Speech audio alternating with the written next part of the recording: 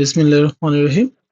যুক্তরাষ্ট্র ইউক্রেন খনিজ চুক্তির নেপথ্য আর ট্রাম্প জেলেনস্কির বাকবিতণ্ডা ও ইউক্রেনের ভাগ্য। আসলে আজকে প্রতিদিনের মতো একটি নয় বরং দুইটি প্রতিবেদন আমি একসাথে তুলনা করে পড়ার ট্রাই করব। এর কারণ হচ্ছে দুইটা প্রতিবেদন, একটা এসেছে সমকালে একটা যুগান্তরে। যুগান্তরে যেটা এসেছে সেটা লিখেছে টেড স্নাইডার, তিনি মার্কিন পররাষ্ট্রনীতি ও ইতিহাস বিষয়ক কলামিস্ট। আর সমকালে যেটা এসেছে সেটা লিখেছে আন্দ্রে কুরকফ, তিনি হচ্ছেন ইউক্রেনীয় একজন ঔপন্যাসিক।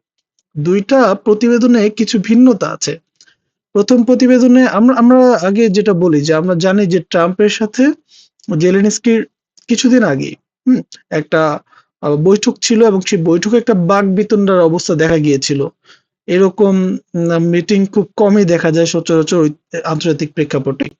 এই প্রথম কলামটা যেটা হচ্ছে যুগান্তরে এসেছে, টেড স্নাইডার যেটা লিখেছেন সেই কলামে কিছু বাস্তব প্রেক্ষাপট তুলে ধরা হয়েছে এবং যেহেতু বাস্তব প্রেক্ষাপট বোঝাই যাচ্ছে এখানে। অন্যদিকে ইউক্রেনীয় যিনি ঔপন্যাসিক আন্দ্রে কুরকফ, তিনি আবার একটু ইউক্রেন ঘেঁষা হয়ে লিখেছেন বিষয়টা, প্রতিবেদনটা। তো এই জন্য আমার মনে হয় যে দুইটা প্রতিবেদন একসাথে সামারি করলে হয়তোবা বোঝা যাবে আসলে বিষয়টা দুই আঙ্গিক থেকেই বিবেচনা করা যাবে আর কি। তো প্রথমে আসি যুগান্তরে যেটা এসেছে এই বিষয়টা নিয়ে। প্রতিবেদনটা আসলে তিনটা ব্যাপার আপনাদের ক্লিয়ার হবে। প্রথমত, এই যুদ্ধটা শুরু করেছিল কারা? এই রাশিয়া ইউক্রেন যুদ্ধটা শুরু হয়েছিল আসলে কিভাবে? দ্বিতীয়তটা ক্লিয়ার হবে যে ট্রাম্প যে এখানে একটা খনি নিয়ে চুক্তি করতে চাইতেছে তার পিছনে যুক্তিটা কি? কেন সে আসলে এই খনির ব্যাপারে একটা হস্তক্ষেপ করতে চাইতেছে? আর তৃতীয় একটা ব্যাপার ক্লিয়ার হবে আপনাদের, সেটা হচ্ছে কি যে ইউক্রেন যে এই চুক্তিটাকে প্রত্যাখ্যান করলো বা যুক্তরাষ্ট্র যেই ঋণের বোঝা ইউক্রেনের উপর চাপাতে যাচ্ছে সেটাকে যে প্রত্যাখ্যান করলো এর কারণ কি? ঠিক আছে? এই বিষয়টা, এই তিনটা বিষয়। এর পাশাপাশি আপনাকে এই আর এই যে মিটিংটা হলো এটা কেন্দ্রিক আরো কিছু বিষয় তুলে ধরা হবে এখানে। ঠিক আছে? আচ্ছা, তো প্রথমে আসি যে এই যুদ্ধটা আসলে শুরু হলো কিভাবে? দেখেন, ইউক্রেন যখন আসলে এই যুদ্ধের প্রাথমিক অবস্থায় তখন কিন্তু আসলে রাশিয়ার সাথে একটা সমঝোতা করতে চাইছিল সমঝোতার টেবিলে। তখন কিন্তু সাবেক প্রেসিডেন্ট, মার্কিন প্রেসিডেন্ট জো বাইডেন আর হচ্ছে ব্রিটিশ প্রধানমন্ত্রী বরিস জনসন, তারা কি বলছিল জেলেনস্কিকে? বলছিল যে কিয়েভ যদি মস্কোর সঙ্গে আলোচনা বাতিল করে লড়াইয়ে রাজি হয় তাহলে যতক্ষণ পর্যন্ত প্রয়োজন ততক্ষণ সামরিক এবং আর্থিক সহায়তা তিনি পাবেন। তার মানে আমার কথাটা বুঝলাম যে জেলেনস্কিকে প্রতিশ্রুতি দেওয়া হয়েছিল ব্রিটিশ প্রধানমন্ত্রী এবং মার্কিন সাবেক প্রেসিডেন্টের পক্ষ থেকে যে এই যুদ্ধ যদি তারা শুরু করে আলোচনা টেবিল থেকে বের হয় তাহলে তারা সবসময় আমেরিকাকে এবং ব্রিটেনকে পাশে পাবেন। এখানে একটা নেতার আসলে দুর্দশার প্রশ্ন চলে আসে যে আসলে জেলেনস্কি কি লং টার্মের যুদ্ধ চালানোর জন্য তখনও সমর্থন ছিল কিনা বা তার পরবর্তী কনসিকুয়েন্স কি হতে পারে, এটা কিন্তু তার তখন বোঝা উচিত ছিল। তো যাই হোক, যুদ্ধে জড়ায় গেছে। যুদ্ধে যুক্তরাষ্ট্র থেকে অনেক পরিমাণ সহায়তা আসছে, ইউরোপ থেকে অনেক পরিমাণ সহায়তা আসছে। এখন তো ট্রাম্প প্রশাসন ক্ষমতায়। তো ট্রাম্প তো আসলে ব্যবসায়ী কেন্দ্রিক মানুষ, তো তিনি এখন কি জুড়ে দিচ্ছে? এখন বাকি দুইটা প্রশ্ন ক্লিয়ার করি যে ট্রাম্প রেয়ার আর্থ ম্যাটেরিয়ালের যে খনিটা আছে এই খনিটা কেন চাইতেছে? জেলেনস্কি কেন কি বলে এটা প্রত্যাখ্যান করতেছে? আচ্ছা, তো ট্রাম্প যেটা করতেছে তার আগে আমি ছোট করে বলি যে একটা যুদ্ধে যে আসলে পরাজিত হয় সে লুটপাটের শিকার হয় কার মাধ্যমে? যে তার উপরে জয় করে। কিন্তু এই যুদ্ধের ক্ষেত্রে না প্রেক্ষাপটটা ভিন্ন। যে আসলে রক্ষাকারী দেশ সেই এখন ভক্ষণ করতেছে। বিষয়টা অনেকটা এরকম। যে ইউক্রেনের আসলে খনিজ চুক্তিতে উপনীত করার জন্য যুক্তরাষ্ট্র বিভিন্ন ধরনের চাপ সৃষ্টি করতেছে। তার মানে আল্টিমেটলি সামরিক রক্ষক এখন এই দেশটির সম্পদ লুটপাট করতে প্রস্তুত হয়ে গেছে। এবং ট্রাম্প ডিরেক্ট থ্রেট বলা যায়। বলতেছে যে এতে স্বাক্ষর না করলে বা অস্বীকার করলে ইউক্রেনের জন্য অনেক সমস্যা হবে। যদিও তিনি সমস্যা অন্যান্য বিভিন্ন কারণ দেখায়, কিন্তু এগুলো কিন্তু আসলে পটেনশিয়াল থ্রেট।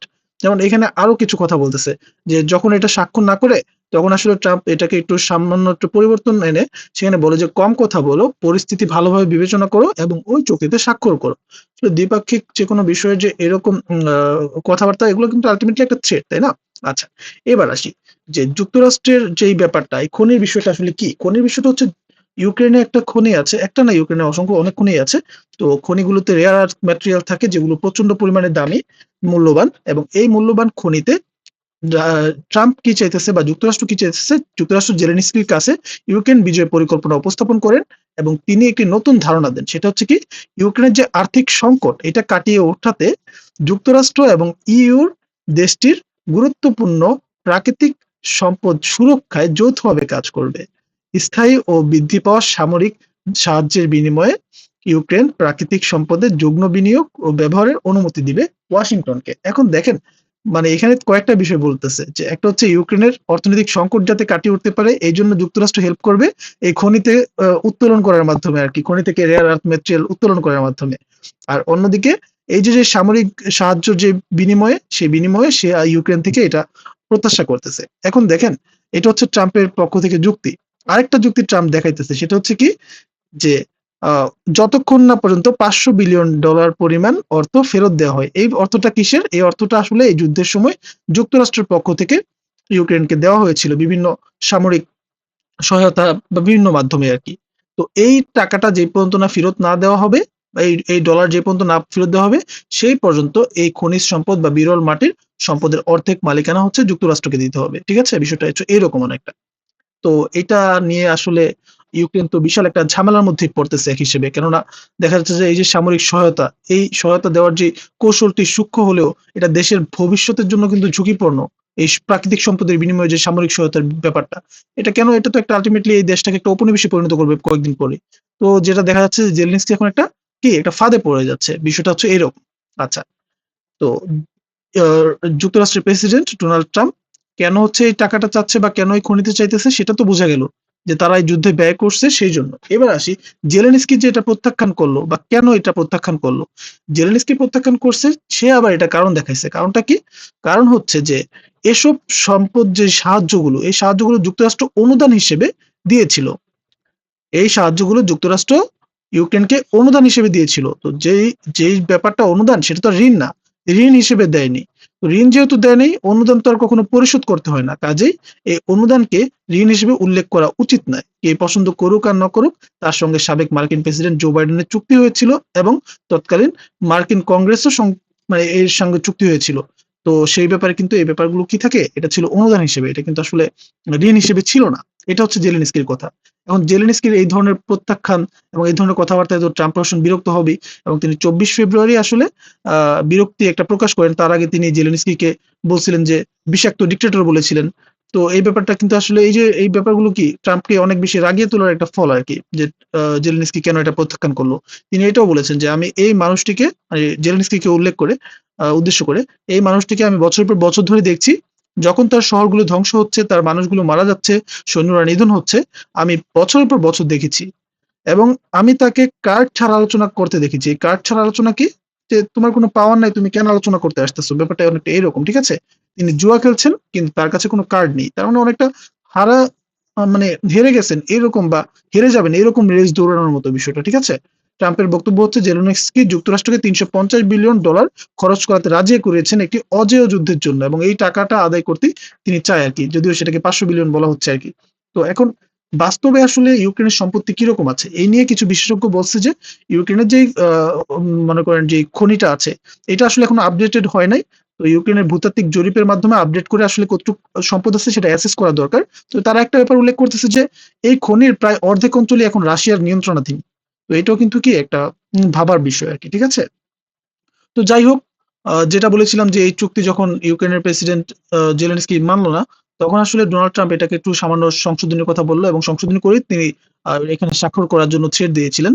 তো তো সেই স্বাক্ষরের সংশোধনীতে কি ছিল?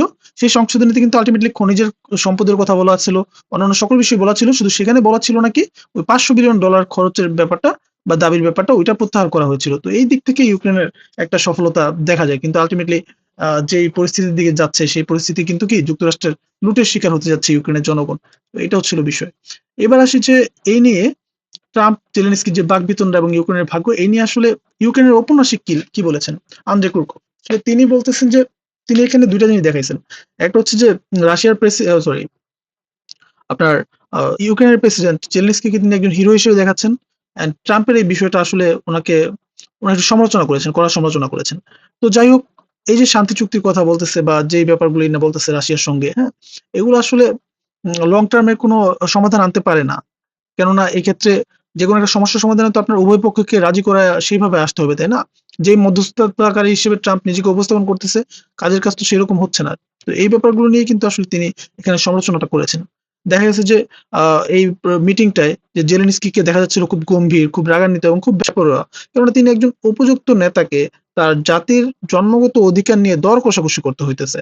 তো এইটা যদি যখন হয়, তিনি তার সামনে কি দেখছে? তিনি তার সামনে অনেক মানুষকে মারা যেতে দেখছে। অনেক যুদ্ধ যেহেতু নিজেই করতেছেন, তো যুদ্ধের নৃশংসতা তিনি দেখছেন এবং তিনি এটা কিন্তু কি এটা ট্রাম্পকেও দেখাচ্ছেন। তো এই ব্যাপারে যখন আবার কেউ দর কষাকষির জন্য প্রশ্ন করে বা অন্যান্য বিভিন্ন আঙ্গিকে কথা বলে, তখন তো একটা মানুষ রাগান্বিত হবেই বা বেপরোয়া হবেই। এটা হচ্ছে আন্দ্রে কুরকোভের দাবি আরকি বিষয়টা। ঠিক আছে? আচ্ছা। তো সেক্ষেত্রে আন্দ্রে কুরকোভ বলতেছে যে ইউক্রেনীয়রা বা আমরা কিসের জন্য অপেক্ষা করেছিলাম তা মোটেও পরিষ্কার ছিল না। তবে এর সঙ্গে ডোনাল্ড ট্রাম্প ও ইউক্রেনের ব্যাপারে মার্কিন নীতিতে পরিবর্তনের সম্পর্ক ছিল। আচ্ছা। আর ট্রাম্প ভলোদিমির জেলেনস্কির সঙ্গে খনিজ সম্পদ বিষয়ক যে চুক্তি আলোচনা করা এবং তাকে অপমান করার আগে কর্দমন বা সম্মতি জ্ঞাপক বৃদ্ধাঙ্গুলি প্রদর্শন বা ওই যে মুষ্টিবদ্ধ হাত লাগানো, এই সকল কিছুই করেছে। কিন্তু তারপরে আল্টিমেটলি কি একটা মানে একটা বিব্রতকর অবস্থার মধ্যে ফেলে দিল। শুধুমাত্র ট্রাম্প বিষয়টা করেছে তা না, তার যে ভাইস প্রেসিডেন্ট জেডি ভেন্স আছে, তিনিও কিন্তু জেলেনস্কিকে আক্রমণ করে কথাবার্তা বলেছেন ক্যামেরার সামনে, মৌখিকভাবে তীব্র সমালোচনা করেছেন। ঠিক আছে? তো এই বিষয়টা আসলে লেখক একটু অন্যভাবে দেখেছেন যে আসলে এত রক্তপাত, এত সংঘাত হানাহানির পরেও এই প্রেসিডেন্টের সাথে আসলে এইভাবে কিভাবে কথা বলে বিষয়টা। ঠিক আছে? আচ্ছা, গত ২ সপ্তাহে আমরা দেখেছি বলতে এটা লেখকের ভাষায় আরকি, যে রাশিয়া এবং ইউক্রেন যুদ্ধের সমাপ্তির বিষয়টি এখন বিরল মাটির খনির ধাত্র ইস্যুতে রূপান্তরিত হয়েছে। বিষয়টা কিন্তু তাই হইছে এবং এই বিষয়ে সৌদি আরব, রাশিয়া এবং মার্কিন দর কষাকষিতে অংশগ্রহণকারী এবং পৃথিবীর বিরল ধাতু নিষ্কাশন নিয়ে আলোচনা করতেছে। তার মানে এই টোটাল বিষয়টা চলে যেতেছে কোথায়? যুদ্ধ থেকে এখন ব্যবসার কেন্দ্রিক চলে যেতেছে। একজন ব্যবসা কেন্দ্রিক প্রেসিডেন্ট আসলে যা হয়। তো ট্রাম্প বলতেছেন কি? ট্রাম্প বলতেছেন জেলেনস্কি শান্তির জন্য প্রস্তুত নন।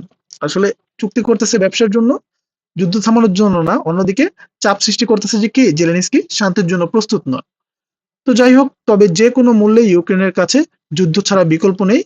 যে সহায়তা আগে বিনামূল্যে দেওয়া হয়েছিল এখন তা কিনতে হবে।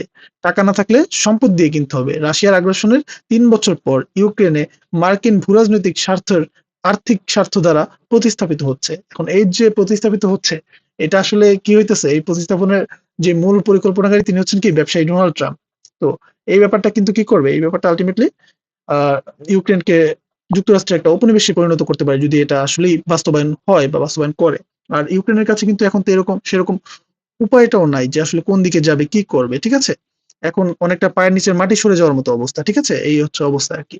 তো যাই হোক, সবশেষে ঔপন্যাসিক তিনি এটা বলে শেষ করছেন যে ইউক্রেনের কাছে যেটা আসলে ইউক্রেনের কিছু লোক নিশ্চিত মনে করে যে ট্রাম্পের এই শর্তে বিরল ধাতুর নিষ্কাশন হলে তাদের দেশ যুক্তরাষ্ট্র দ্বারা উপনিবেশে পরিণত হবে। তবুও অনেক ইউক্রেনীয় রাশিয়ার উপনিবেশের চেয়ে মার্কিন উপনিবেশে থাকতে পছন্দ করবে। সেই পরিস্থিতি যদি সেই পরিস্থিতি দেখা দেয়। তো এটা আসলে একটা ভাবার্থ থাকে এগুলোর মধ্যে, এই কথার মধ্যে। তো যাই হোক, এই ছিল হচ্ছে প্রতিবেদন। আমি আশা করি আপনারা বুঝতে পেরেছেন বেশ কিছু বিষয় যে ট্রাম্পের সাথে আসলে কি নিয়ে সমস্যা হচ্ছে ইউক্রেনের সাথে বর্তমানে, বা স্বার্থের জায়গাটা কোথায়। তো এই ছিল আজকের মতো। ধন্যবাদ সবাইকে।